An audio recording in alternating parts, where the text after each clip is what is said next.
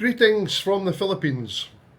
If this is your first time here, my name is Craig and I live in Bicol province with my wife and son. So in this video we're going to talk about the pros and cons of driving in the Philippines. And one of the cons is hazards. And one of the hazards is rice. Let's find out why. I actually find driving in the Philippines a lot easier than some countries. If you're already in the Philippines, then you'll know what it's all about. But if you haven't driven in the Philippines, then you might be interested to hear some of what I've got to say today. So we'll start with the pros. That's the good things. The first thing is, if you're in the province like me, your public transport consists of tricycles, jeepneys, and your legs. So if you want to go somewhere specific or somewhere outside of off the beaten track, well, you're kind of snookered because the jeepneys are on a fixed route. So they'll go, from A to B to C. That leaves tricycles. Now, tricycles are great if if you're only going a small distance. But if you start to go long distances, first of all, some of them might not be interested, depending on how far you're talking. So the next thing you need to think about is either if you've got your own bike, motorbike, or a car. So when I say driving, I don't just mean like driving a car. It also refers to motorbikes. So just to give you some background, I don't have a car. We've got a motorbike at the moment, but we're in the process of buying a car. So anytime I want to drive the car, I have to rent one, which is fine, but that's the situation. So because of the lack of public transport, really, if you want to go anywhere, you need a car. Or if there's only like two of you, then a motorbike's fine. But one of the good things about having a car is the second pro, if you like, number two. It rains a lot. So, if you don't have a car and you have to take a jeepney or tricycle, you're going to have to get to somewhere where you can find one, depending on where you live. That means walking, and that means getting wet. So the great thing about having a car is you can just jump in the car and then off you go. So that's the second thing. Number three, gas is cheap compared to a lot of countries. Like, for example, here in Bicol province, we pay about 66 pesos per litre.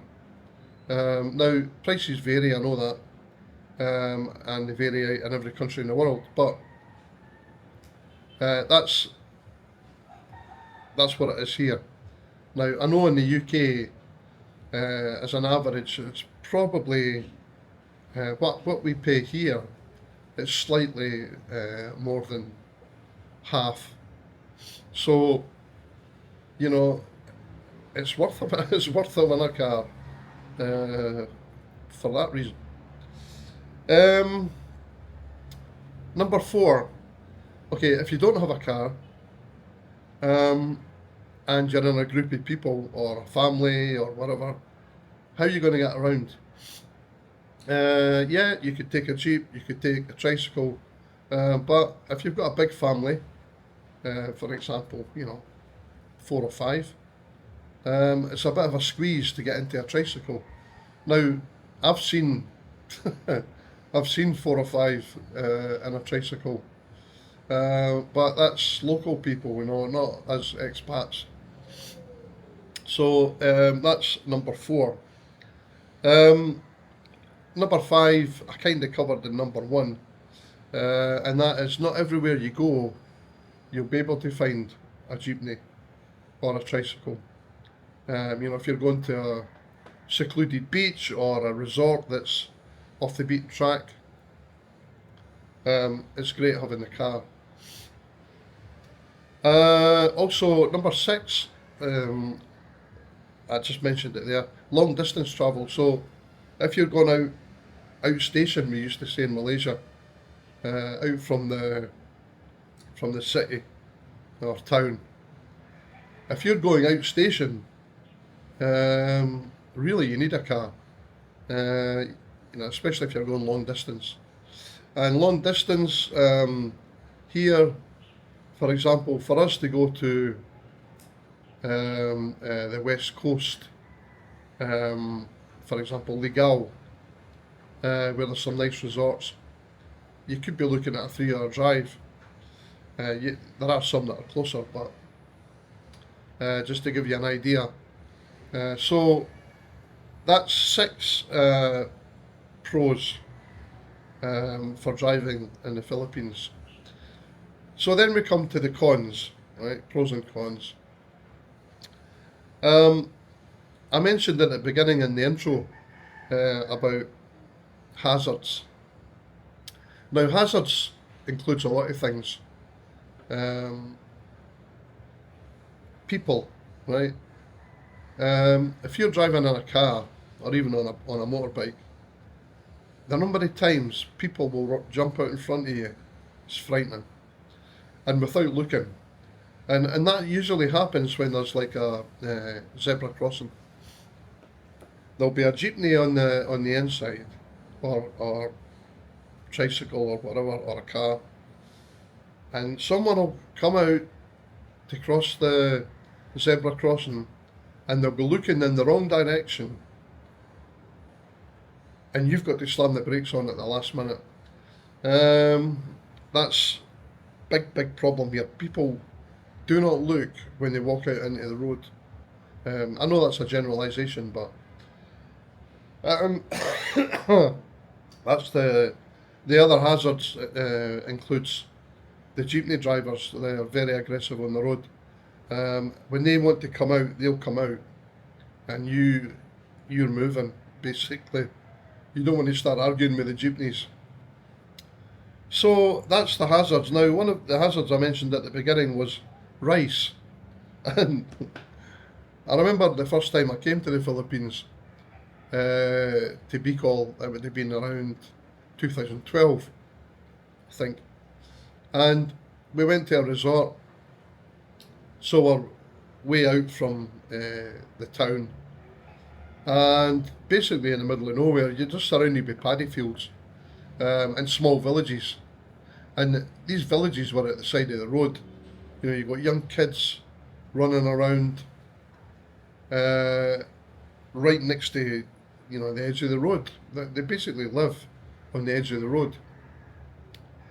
And another thing that lives on the edge of the road is the rice harvest. So what they do is when they run out of space, they dry the rice on the side of the road, but they encroach into the lane. They try to give it like a wee border.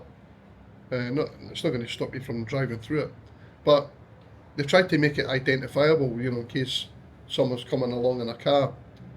And I remember the first time I saw it, I said to my wife, what's this at the side of the road? And she said, this is they're drying the rice. I thought, oh my God. So just be respectful and drive around it. Don't drive through it. That's their livelihood. But you've got chickens as well. As young kids, you've got chickens. And I actually hit one, I think it was that trip. You've got dogs running out in front of you and everything, it's like an assault course. And I remember all these chickens were like running across each side. And I'm trying to, it's like running a gauntlet. So I'm trying to miss everything. And in the end, I took out one chicken, which I felt quite bad about, but, What do you do?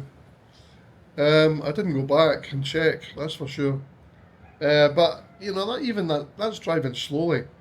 And yet, when you come up to places like that, you'll see them. They've got the wee sari stari stores, and they'll have like these people live. You know, you've got to be respectful. So I always drive slow.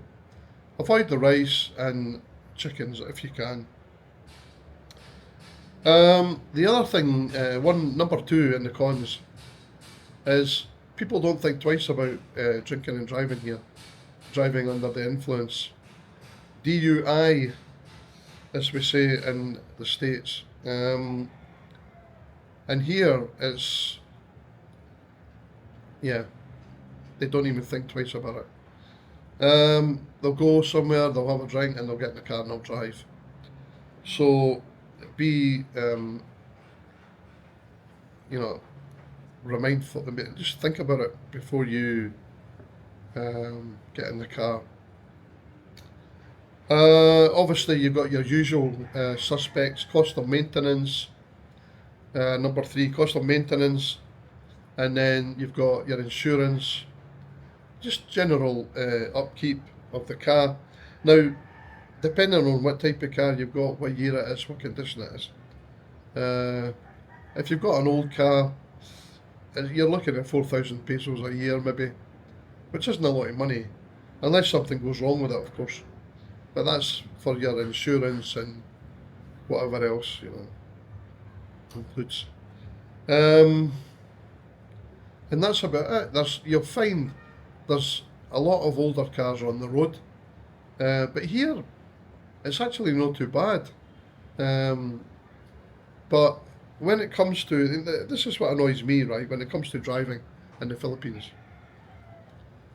as I said, we just rent a car, so we've got a motorbike in a minute, and my wife had a friend of hers come to take the bike. To get the annual insurance and everything. And they've got to do this emission check. And I said, are you kidding me? An emission check?